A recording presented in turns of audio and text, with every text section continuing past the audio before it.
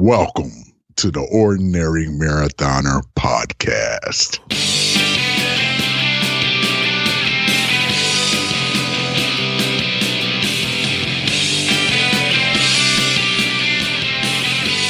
Good morning and welcome to the Ordinary Daily version of the Ordinary Marathoner podcast. My name is Scott. I'll be your host today. I am solo today. No co-host today. Jorah did not follow me down into the basement. He apparently just, he wanted his one little shining moment of stardom, and now he's being a diva, and he's not showing up for the show. Maybe he's sleeping late or eating, probably eating, but he didn't come down today. So, guys, it's just me. It's just me. That's all right. He's kind of soft-spoken, though. He doesn't really talk too much, so we're not missing too much. I want to remind you, first of all, about the Garmin giveaway, the Ascension Multisport Garmin giveaway that's going on right now. If you go to ordinarymarathon.com, register for next year's early registration for next year's Ordinary Marathon is underway. We're doing the Ordinary Marathon again to support the SAM Fund again next year. Had a great time this past year. Check out the video on YouTube, one of our more popular videos. Uploaded it about a week ago. A lot of people have seen it, and just check out how much fun it was. It was awesome. 10 days of running, an optional 5K if you can get down here out to East Longmeadow, Massachusetts. I would love to have you next year. But if you register by June 23rd, you'll be eligible to win that Garmin Vivo Active 3 that Nick over at Ascension Multisport was so nice to donate for us to give away to one of you lucky winners. So, a bunch of people have registered already. I want to thank all you guys for that. That's awesome. I mean, it shows real good. it shows a lot of trust in us. It shows a year away, that we're going to be putting this thing on. I know we're going to be putting this thing on. But I appreciate that and appreciate the trust you have in us to register so early. And I hope, I wish I had Garmin's for everyone. That would be, if I hit the lottery tonight, Garmin's for everyone who's registered. But don't think you can just register after I win the lottery, and think you're going to get a Garmin. That ain't going to happen. You have to be registered before I win the lottery. Got it? So I'll play the lottery, if I win. Garmin's for everyone. Got it? All right. Want to congratulate one guy I missed. I told you it was a busy weekend last weekend. On the show and on the discussion group. One guy I missed from last weekend, George Shevick, who is just an awesome guy. I met him up in Lake Placid 2 years ago. We both did Ironman Lake Placid. He's a little faster than me. But George, an awesome guy, and he did Ironman Wisconsin 70.3 over the weekend, finished that. Congratulations, George. It's, 70.3 is no joke. Although, sometimes when we do these fulls, you do the full Ironman and then you do a half, it's like, wow, it's different. It's different. Definitely different. But, and I say that from zero experience in 70.3s, but just from training wise, I know. But, and I'll be doing my first 70.3 in a week and a half. So there's that. Of course, I think I'd be remiss if I didn't mention that Ironman Wisconsin 70.3, that, they had an issue in the swim. One guy apparently died in the swim over last weekend, and another guy was pulled out. He's unconscious in the hospital in critical condition. And I'm just always kind of staggered by this. It seems like it's always the swim, right? It's always the swim when these things happen. And you would think that there would be more accidents on the bike during these races, but I don't see a lot of those. It's definitely not fatal during the races.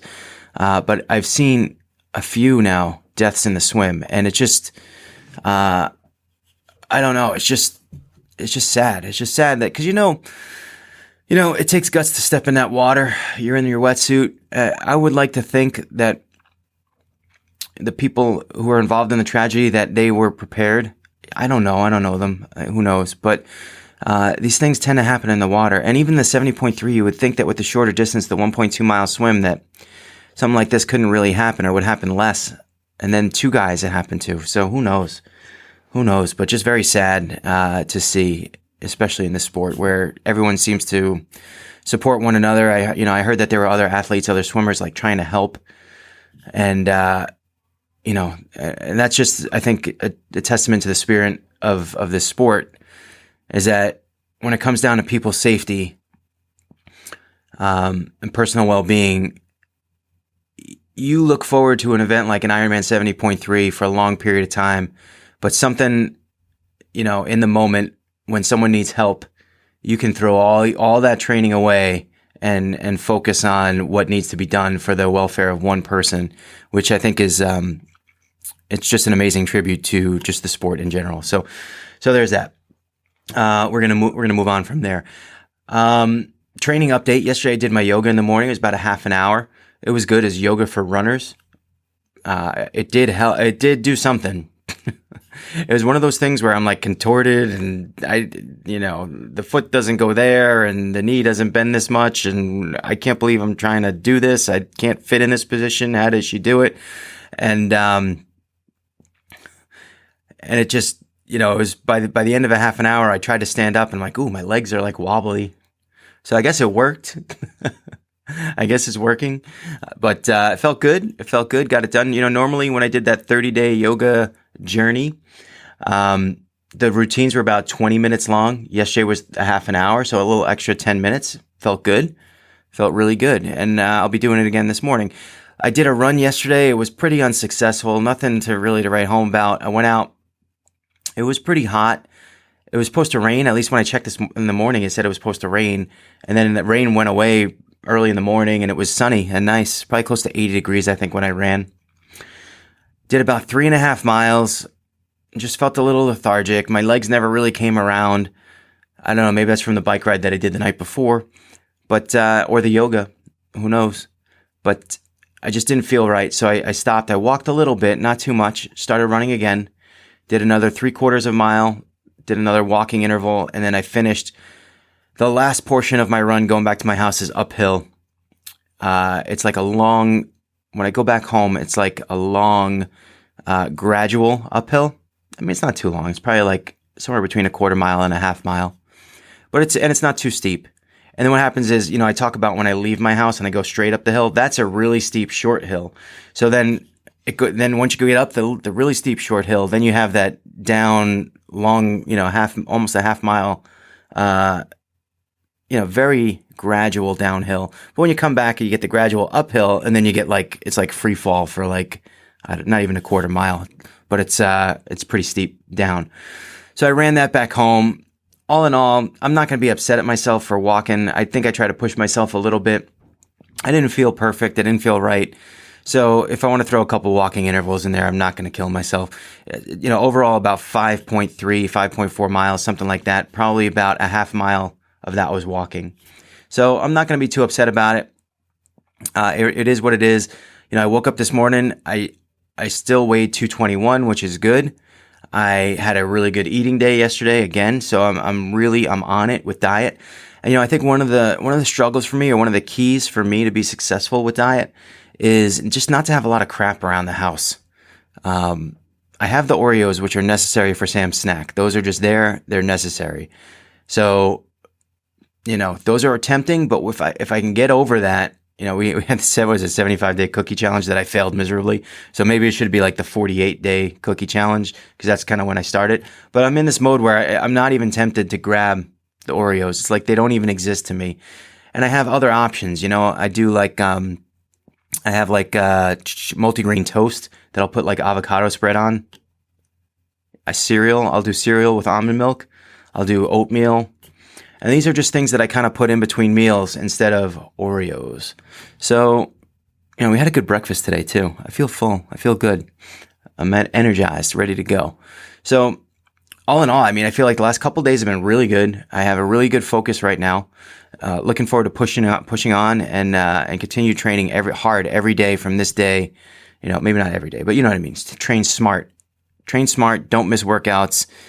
Complete workouts, and just be smart about it until from here on out for the next 46 days. So, geez, what do we got today? I'm going to do another round of yoga in the morning. Then we're going to hit the bike. Not sure what I'm going to do on the bike just yet. Again, I didn't plan this out yet. I have the spreadsheet open. I have it all created. I have some general things that I know. For example, yoga this morning, I know I'm going to do, and I'm going to lift tomorrow, upper body, strength training, all that stuff. I kind of know a general schedule. What I don't have is specific workouts within those cells, those if I know I'm going to bike today, I just don't know what I'm going to do. I got to figure that out. It depends on how much time I have. Depends on whether I feel all right to do like a strong, like a race pace, or actually not even like more like a race, like a shorter race, or do I do a longer, sort of slower kind of workout? Maybe do some intervals. I don't know. I got to think of that. I got to think of what I'm going to do. But I'll figure that out by the time I get on the bike for sure. What else we got? Oh, news from USA Triathlon. Yours truly has been accepted to the triathlon coaching program, certification level 1. And it's in Tempe, Arizona. It's on June 27th, I think, or 28th and 29th. June 28th and 29th. And I got to tell you, I got an email yesterday, and I was actually in the process of filling out a more, I would say, comprehensive resume, because all it did when you registered, all it did was give you like a one little open paragraph to write something about yourself, why you want to become a coach, what was your experience. And I wrote a very synopsized version, because I wanted coaching experience. I don't have triathlon coaching experience, but I have, I coached football before. I've coached obviously youth sports. So I have coaching experience, and I've done Ironman triathlon. So I have experience doing this thing. I've been doing a podcast for 3 years. So does that make me qualified? Apparently, yes. It does. I was a little nervous about that, and I was gonna fill out a more comprehensive sort of resume on that and send it in so that I'd be more considered more seriously. And then I got an email saying, "Congratulations, you've been accepted." So I'm in. Of course, good news and bad news to that. The good news is, hey, I'm in. I'm accepted. Oh my God, that was like my first thing. I'm like, oh my God, I can't believe like I got into this thing. That's crazy. Like I thought it was going to be a problem. I wasn't so sure, but I'm excited about it. I'm like super excited to learn all this stuff, and I don't necessarily have a plan going forward. I want the certification, and then we'll figure out the plan after. I got some time here to make the plan, But my first thought was, yes, I got in. My second thought was, crap, I got to go to Tempe. So yeah, like in 2 weeks, I got to go to Tempe. Now, 2 weeks is the week after Mont Tremblant. Yeah, Mont Tremblant. Don't they talk like that out there? Is that? I know you said French Canadian, Christian. Christian, we got to talk, by the way. I should talk about our conversation, but we'll get to that. No, we will. We get to at the end. I don't have time. I didn't have it written to the schedule, but I'll put it in now. So I got Mont Tremblant. Then I got Tempe, Arizona coaching clinic for 2 days. So, and the way and that, not the most advantageous when you have 46 days left until your redemption race, because it's a clinic that starts at like 7 something in the morning and ends in the evening. It's an all day thing for 2 days. I got to squeeze training in there. I'm sure it'll be, it's sort of a double-edged sword, right? On the one hand, I'm going to be sitting there. I'll probably be the oldest guy in the class. That's my guess. 45 years old. I'll be the oldest guy in that class. Hands down. I'm that guy, I went back to get my MBA when I was in my late 20s. And there was always like that one like 45, 50-year-old guy in your class that was just going back to get his MBA, to expand his career at that. And that's all good. But I'm going to now be that guy. So whatever. I'll take it. So I'll be in a room with 39 other triathletes, assuming they're triathletes, which is like, all right, so what's going to be the thing here, right? Is it after class, is everyone going to go and work out? Is there going to be like a fight at the gym to try to get on the equipment because everyone's trying to sneak their training in late at night? Or is it going to be everyone go to the bar because everyone's 22 years old and wants to go to the bar? I don't know. And they're going to drag the old guy, It's going to be like Frank the Tank. That's going to be me. I got to focus, though. It's going to be, that's going to be dwindling. The day count will be dwindling. I'll have a month until Lake Placid. And like I said, I don't really have that many training weekends open, right? I don't have many training weekends open, especially with this race coming up next week. And that's kind of what I want to talk about. Just to wrap up the coaching, I'm going to go to this course. It's a weekend. You kind of just immerse yourself in this stuff and you figure out what you got to learn. They give you books. You got to read. You got to do whatever. I'm good with that. I need to learn stuff. I've been doing this podcast 3 years. I'm sure I kind of learned a lot by accident, but I'm certainly no expert. what bothers me most is people who claim to be experts who aren't. So it always bothers me. That stuff always bothers me. So you're damn right. If I'm going to be coaching you, I'm going to know as much as possible. So I will be studying. Problem is I got this giant race coming up in a month. So, prioritization, family, training, certification. That's the prioritization there.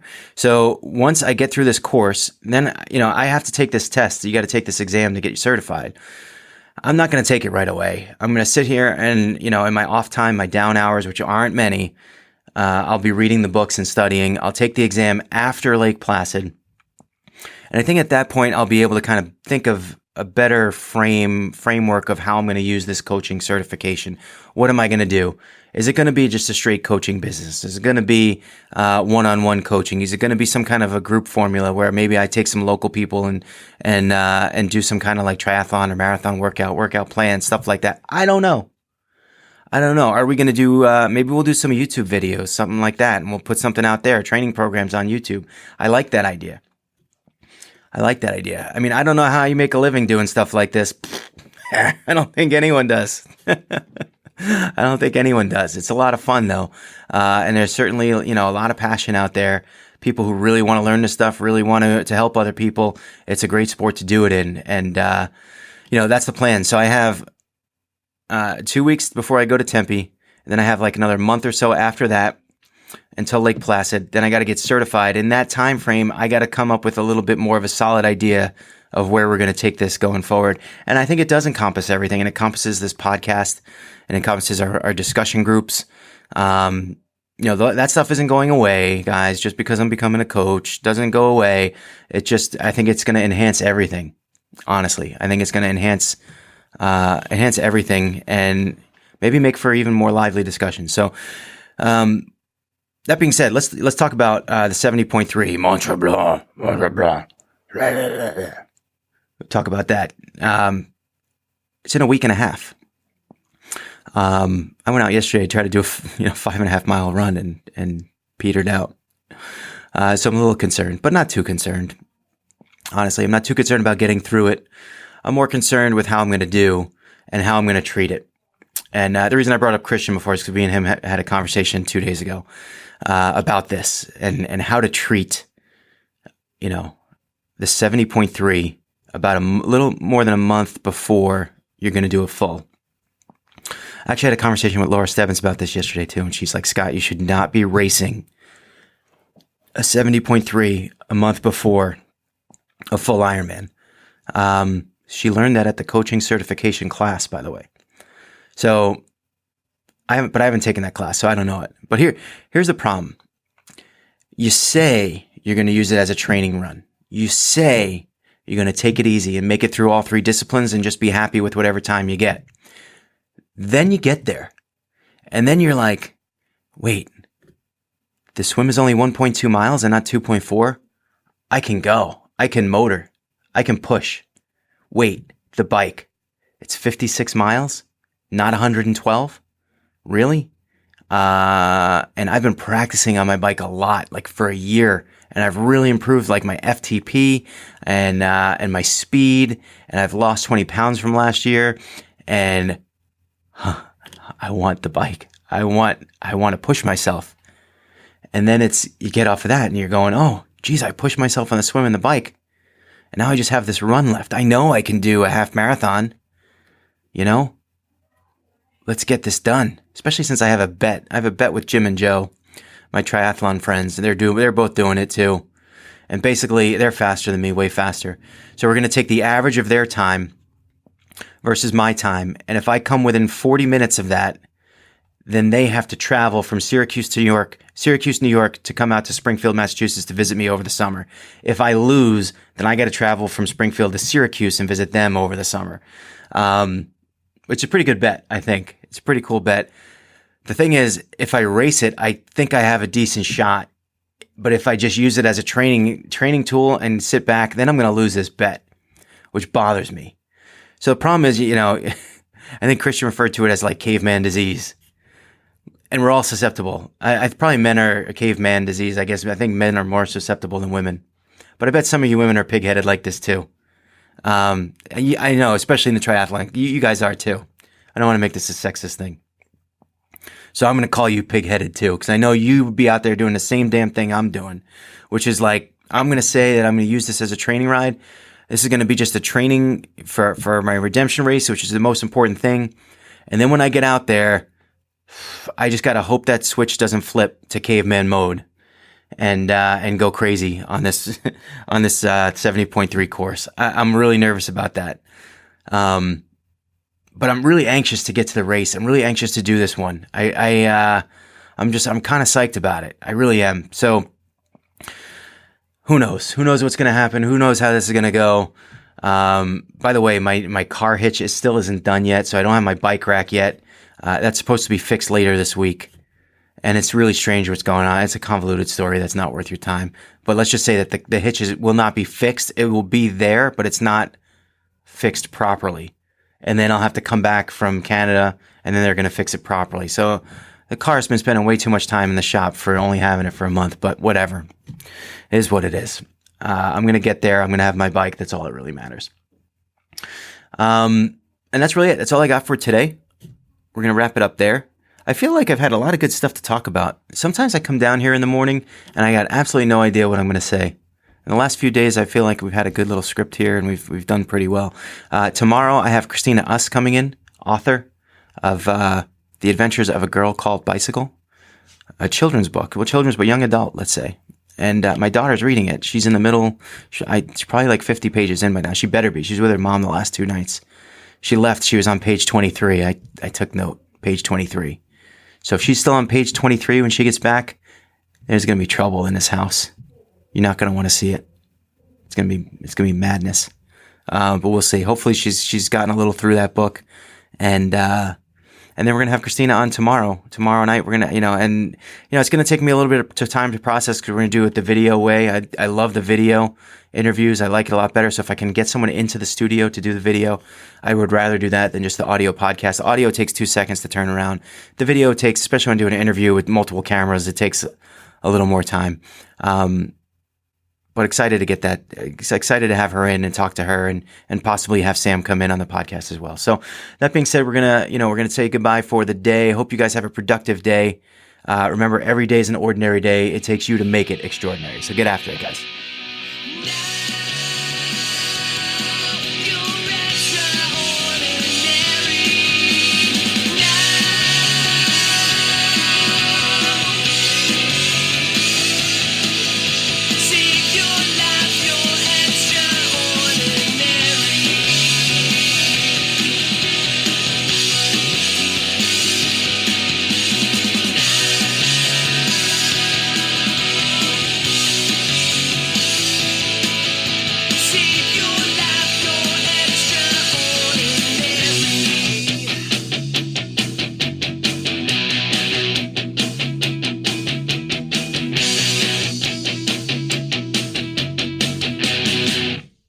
Remember to like our video and subscribe to our channel.